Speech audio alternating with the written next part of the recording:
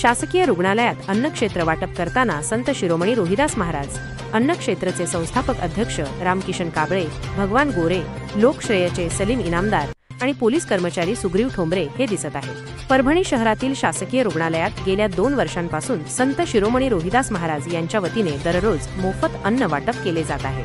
उन्हाळा, पावसाळा, हिवाळा असो, नेहमीच अन्न वाटप सुरू असते, अशी माहिती संस्थेचे अध्यक्ष रामकिशन काबळे यांनी दिली। लोकश्रेय मित्रमंडळाचेही सहकार्य मिळत असल्याचे त्यांनी सांगितले।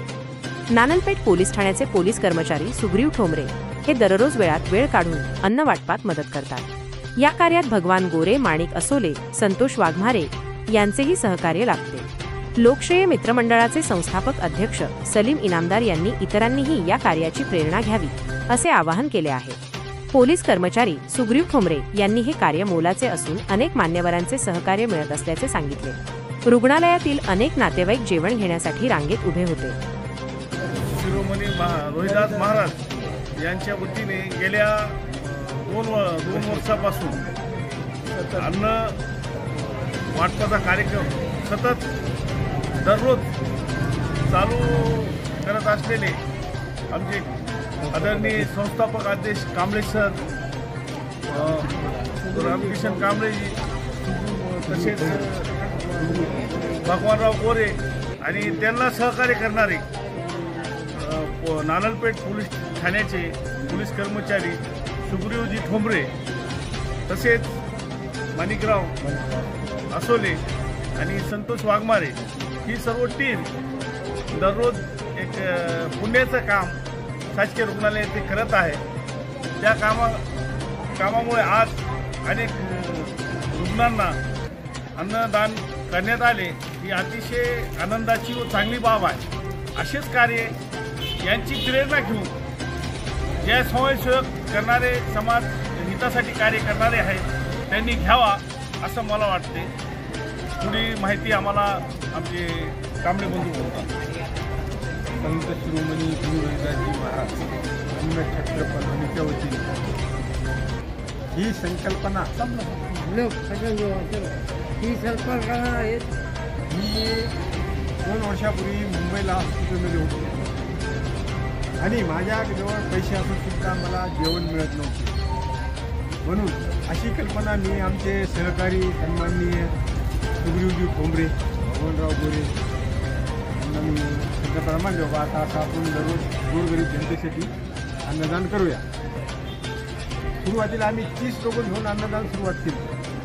मात्र जून महिन्यामध्ये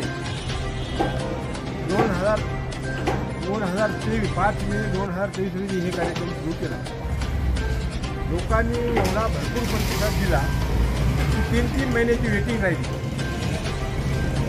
23 मे 2005 पासून आजपर्यंत सतत ऊन, वारा, पाऊस काही असो 4:30 ते 5च्या दरम्यान तुम्ही वाटप होती होती। जास्तच पाणी पाऊस असेल तर बिस्किट वाटप असा उपक्रम आम्ही सर्व समाज बांधवांच्या जीवावर चालू आहे आणि आम्हाला सहकार्य करण्यासाठी आमचे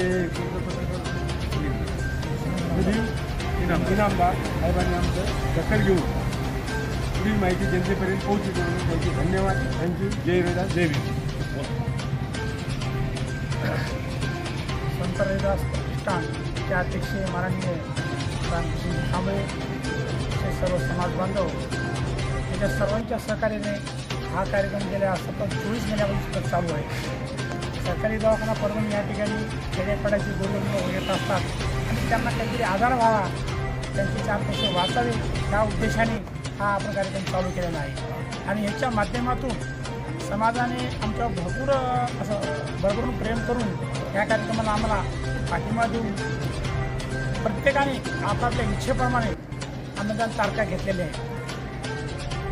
याच्याच माध्यमातून आमचं थांबणार नाही। यापुढे जाऊन आम्ही संत रोहिदाससाठी मंदिरासाठी आम्ही पण परभणी या ठिकाणी 4 गुंठे जागा घ्यायचा विचार चालू आहे। त्यापैकी 2 गुंठे जागा प्रगती आता होण्याच्या मार्गावर आहे। बाकी 2 गुंठे जागा पण पुढील काळामध्ये घेऊ आम्ही आणि त्या ठिकाणी समाजाचं काहीतरी देणं किंवा समाजाचं काहीतरी 4 पैसे फायदा होईल। त्या ठिकाणी गोरगरिबाचे लग्न होतील, कोणाची मुलं राहतील, शिक्षण घेतील, अशा उद्देशाने काही सामाजिक काम करण्यासाठी आमचं स्वप्न आहे आणि यासाठी आमच्या समाज बांधवांनी गुरुप्रेमींनी बरोबर प्रेम केलेलं आहे आणि यास कुठलाही तडा न जाता हे कार्यक्रम असा पुढे चालू राहील ही माझी रहिवासी प्रार्थना. जय भीम जय महाराष्ट्र. सच के साथ जनता की आवाज़.